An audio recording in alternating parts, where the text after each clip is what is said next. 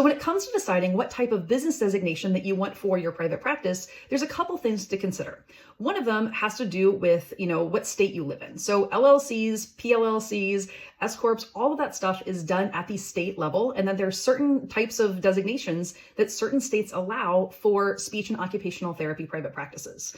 If you're going to start your private practice as a sole proprietor, which is what I did and what I recommend for most people when they're getting started, it's really easy to do. You don't have to fill out any paperwork. You don't have to do anything, right? For other people though, they want to have that additional layer of protection by having things like LLCs and PLLCs, which separate the business entity from your personal finances and whatnot, right? When it comes to S-corp, S-corp is a tax designation, not a business designation. So a lot of times people are LLCs, but are taxed as S-corps, which is what I do.